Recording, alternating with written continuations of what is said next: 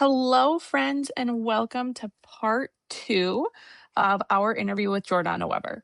I kid you not, we had at least an hour and a half of stuff to go through with her. Before we dive into the episode, just a couple of fun announcements for all of you. The first is you can get the Times Square special edition of Unconventionally, Elle by Jourdana Webber on her website. The link will be in the show notes for you. So go get your hands on that. And second is we finally released our merch site. Oh, we're so excited. So follow the link in our bio on Instagram or the link in the show notes and go get some swag. And I'm not even kidding you. I'm having far too much fun designing swag. So check back daily. I launched it today and I already added 3 things post launch because that's how I roll.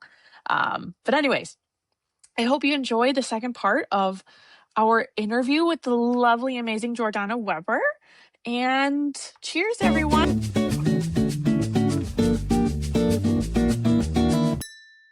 So Elle was chosen to be in Times Square. And so, hey, I know, like, can you friggin' believe it? And so it's this Friday the 13th, and I am flying up to New York.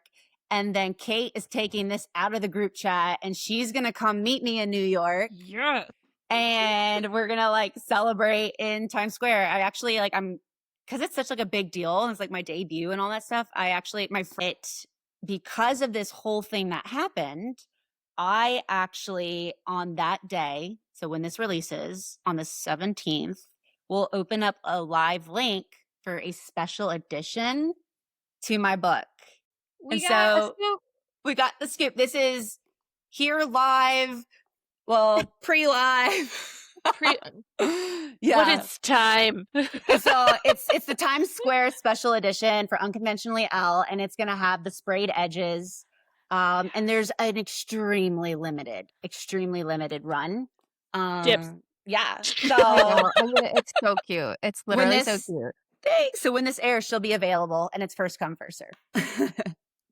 I'll send you the link so that you could like link it in however you link it in podcasts. So absolutely, we'll link it in the show notes. There it goes. Yeah. Show notes, post, all of it. It'll be my website. But well, cheers, man. That's amazing. Cheers! We're so proud of you. On International Women's Day. Can you believe it? Indie authors can do it too. She was chosen. What was the what? Well, my friend is in... Who did you ask and say yes to? Exactly. My friend is in PR. So we found, honestly, like this company that does Times Square billboards. And the difference is there's like personal ones you could do where you like send pictures or whatnot. But then there's like the business side where you submit and you ask and you see, and then you look at dates that are available. And so per usual, I just emailed them. I was like, what can I do here? And so then it got like the okay. And this date was available the 13th. And I worked with, so one of my dear friends, it's all about like really surrounding yourself with a good team. I have a friend who is a graphic designer. She did my logo. She did my publishing logo. She did the billboard. And so it's a huge, because like, that's huge deal for her. Yeah, that's amazing for her. Thing. It's like, how do you say it? Like, I love to bring other artists, other authors, like, come with me. Like, let's do this big thing together. Like, get your name out there too. It's not just me. It was never just me. And so she just graduated with her degree last year. And I was like, hey, I need you for Times Square. And she goes, holy shit. Like, okay. And so, yeah. And she's also like, now she could literally say, I've graphic designed or however you say it for someone's book. And it's literally like this logo on a book that's in the Library of Congress. You know, like it's just, like I said, perception. It's really cool when you say it, when it wasn't that hard to do. It was just, you had to have the ability to ask the questions. And so Elle is going to be in Times Square and I'm so fucking excited. Yay!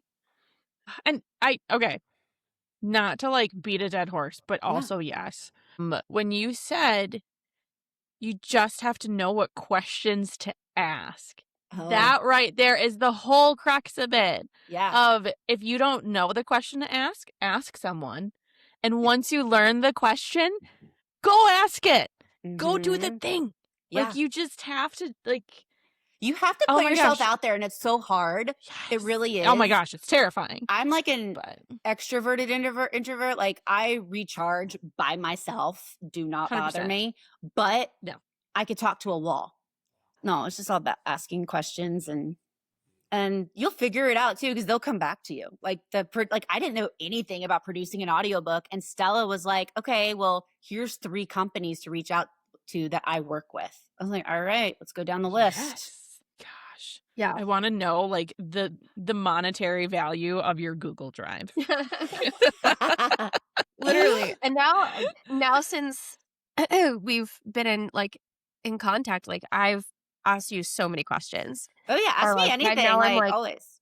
As soon as I have a question, I'm reaching out to either you or like another indie author too that we've had on this podcast, because now you guys are our resources, and we are connected to you, and we are all like trying to bring each other up in this crazy.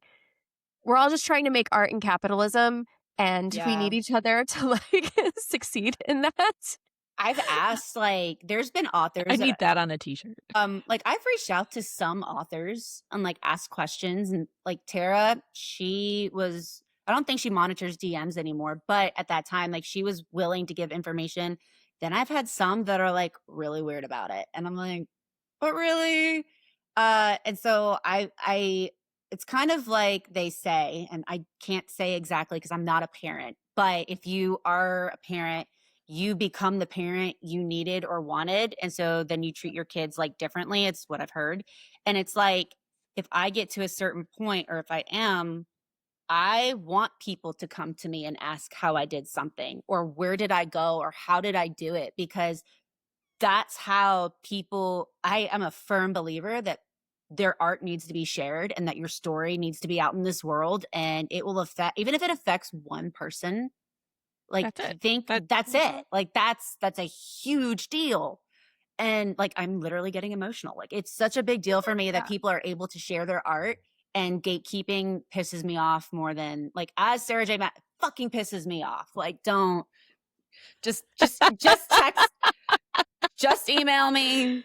I'll let you know. The expanse of the people you meet and connect with who are willing to share those things with you, and you're like, I never thought I would be having a conversation with the editor of Eat, Pray, Love. Like, I never thought I would be talking to this author about her experiences meeting Anthony Bourdain. Like, things that, like, I'm like, how am I talking to this? I'm going to Times Square with you to see your billboard. And I'm like, this would have never happened if we didn't connect over just putting, you put yourself out there. And I randomly emailed you guys. Yes. I saw you saying, like, we're getting through our emails. And I was like, oh, I want to be on their podcast.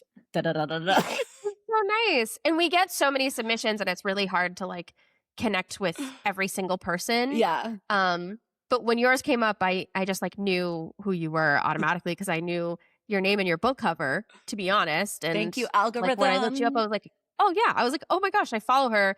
And like, I've already known for a while. I was like, this girl we'd vibe really well. And so when I saw your name come up, I was like, absolutely. So yeah, the power of like using resources or finding resources is, and it is very difficult. It's very much easier said than done. But and it's also learning like what doesn't work. Like I did something on Ingram, and it was like some little package or whatever, and it was X amount of money, and they're like, it's going to do this, this, and this, and we have proven record. It did shit. Like it was like, I won't do it again. But you don't know until you try. And so that's been a lot of like, Elle has been trial and error of what reviews do I want? Like, how do I get a starred review? That's like my next big thing. Like, how do I get a starred review? How do I get like, so because one of the big things is Book Life, and Book Life is like the indie arm of Publishers Weekly. And I learned about this through Ingram. Like they just had something for like a review or whatnot. And if you're an editor's pick, which Elle became one, it's like a Publishers Weekly editor reviews your book, but technically it's not published. It's all semantics. Elle was in the December edition of Publishers Weekly. Like, I have it and I'm going to frame it and like all that shit. So it's just, yeah, I don't even remember what I was saying, but essentially knowing what to go for. Because I see other authors, like traditional authors, like Publishers Weekly said this, Library Journal said this. I'm like, so how do I do this? And I just started researching. Some of it is just specific to traditional. They don't accept indie authors. But for the most part, you can submit to like everybody. And that's just, yeah, cold emails. Hi. That's super cool. What else did I can you talk about the audiobook for the next book, or are you not talking about the audiobook for the next book? I can't tell you who the narrators are. I mean, as much as I want to, because I can't keep a secret to save my life. No, I didn't know if that was. I may or may not have like Easter eggs or what. I'm not famous enough like Taylor Swift to be like, you're automatically like, okay, what's going on in her bookshelf? But maybe in 10 years, people will come back to this and be like, oh, I see it now. Okay, yes. I am so excited. I haven't even told you this, Kate. I was talking to my producer and everything is set to go. I'm going to have my completed manuscript to her by September 1st, and I'll have my files back by the end of October. But I am going to go into New Orleans to a recording studio, and it'll be my voice doing the author's note, the dedication, and the acknowledgments. Oh, and that's so, amazing. and literally, I saw that Abby Jimenez does it and Catherine Center. Yeah. And I was like, well, how did they do that? And so I Instagram DM'd her because we're close. I was like, how do I do this? Like, is this possible? And she goes, oh yeah, we just rent a studio and you go read it and da-da-da. I was like, it's that simple. She goes, yeah, you just go read it. I said, done. You're going to be, not only are you eternalized in print, you'll be eternalized in audio. Yeah.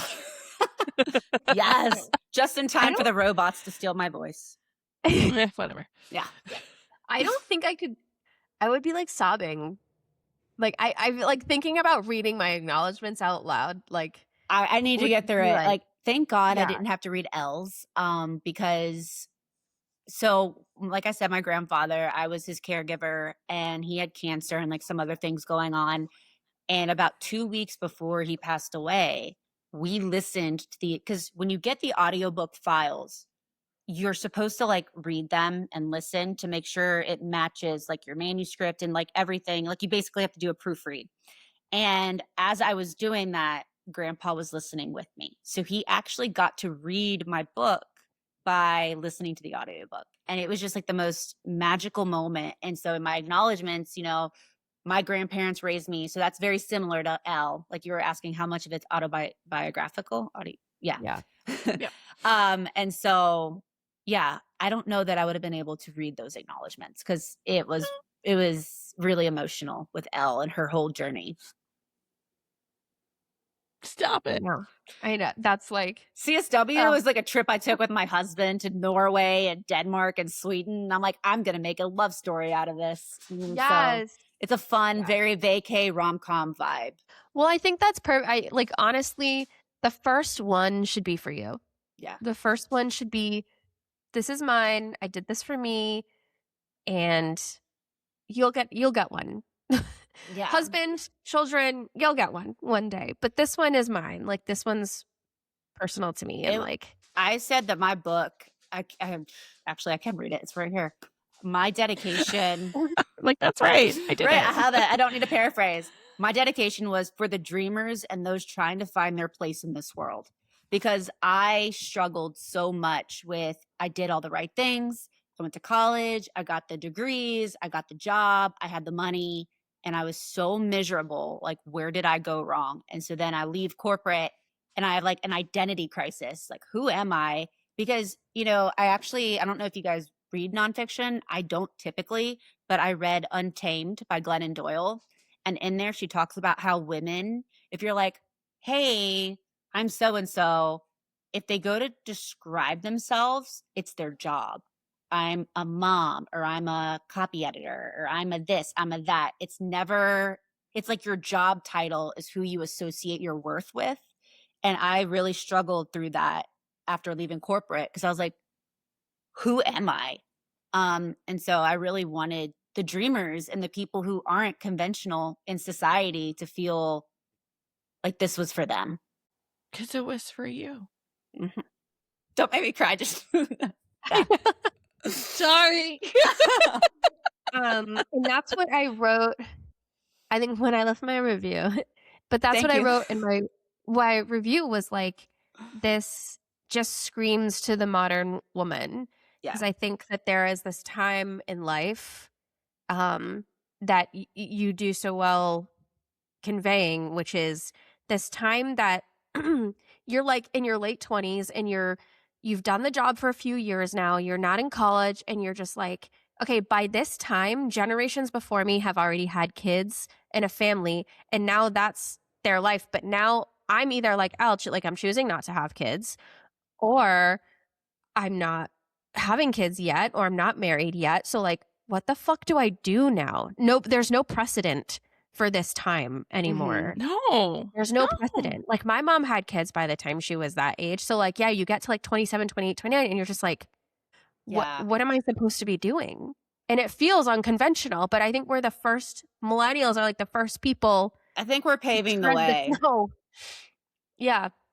Yeah. So I think that your book does a great job just talking about that time of life and like, where do you go and what decisions do you make? And you get to be selfish and you get to like figure out what you want to do or you don't, or it's funny. It's funny you say selfish because my therapist did an exercise with me 2017, 2018. It was right before I started writing Elle. And it was like I made like a abstract puzzle, right? And she said, on each puzzle piece, I want you to write a word that describes who you are.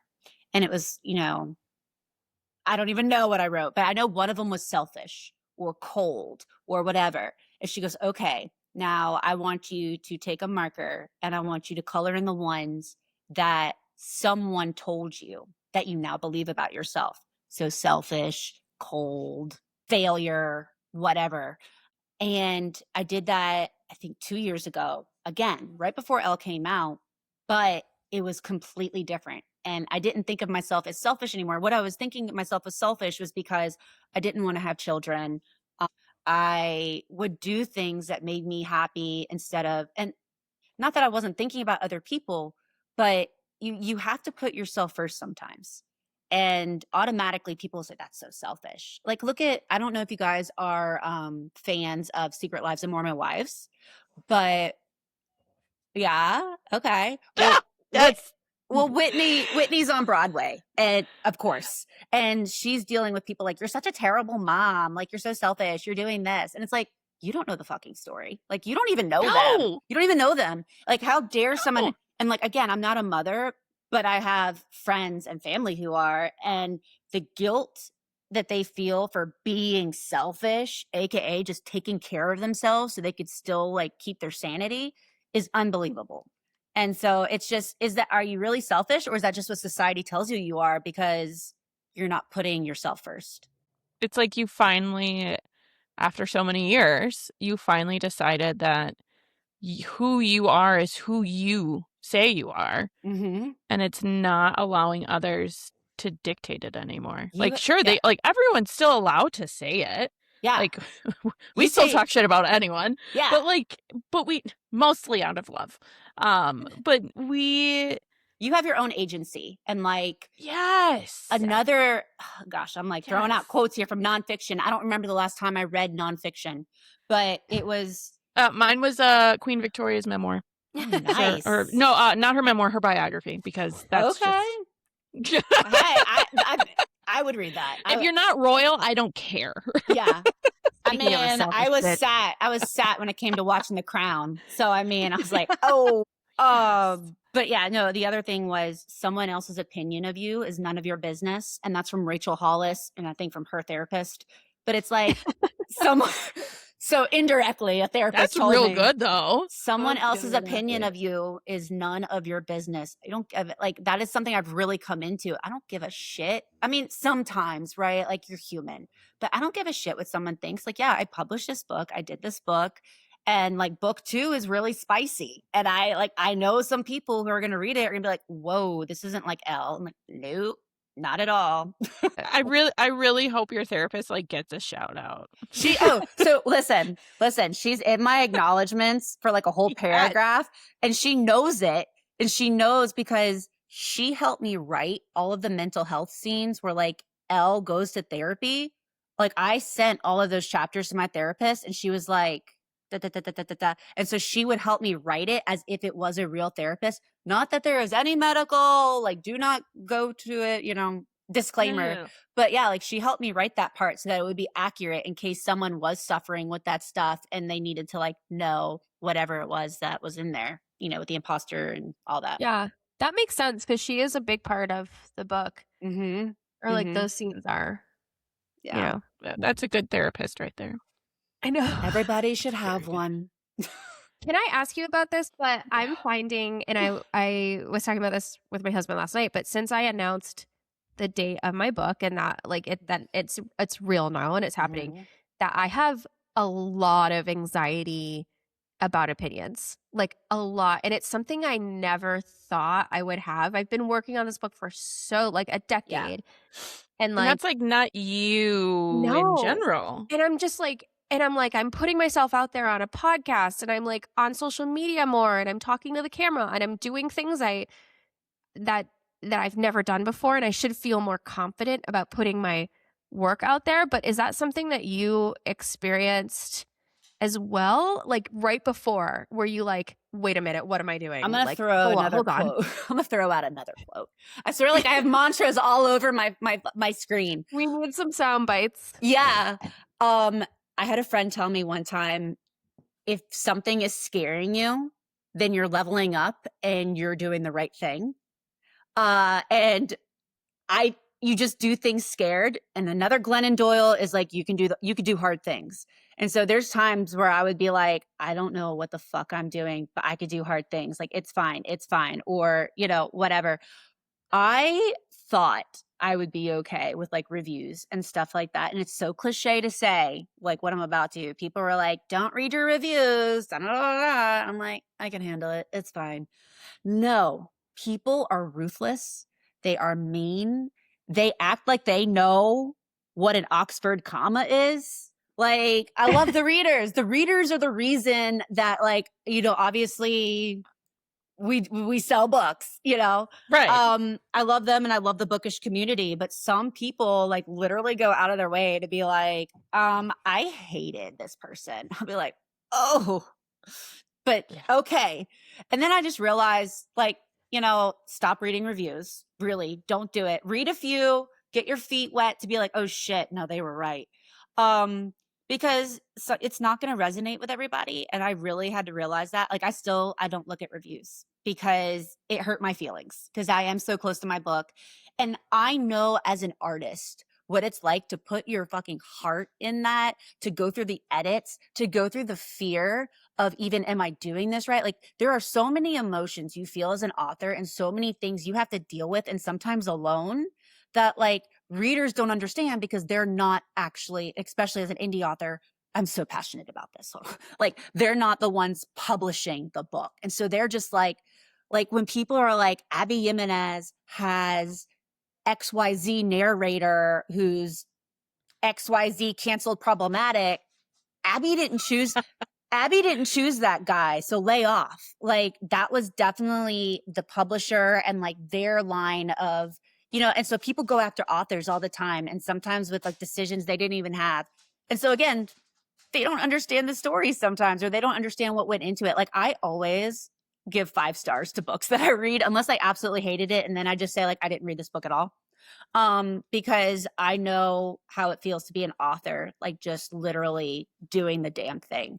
And, I feel like I'm just talking, but no, you're good. Yeah. Like, it just, I learned to not care. If they're not someone I hired for their opinion, then I don't give a shit. Oh. I hire my editors, and my editors tell me what I need to change and what I need to do. Yeah. I mean, unless and it's it feels better coming from them. Like, when they say it, yeah.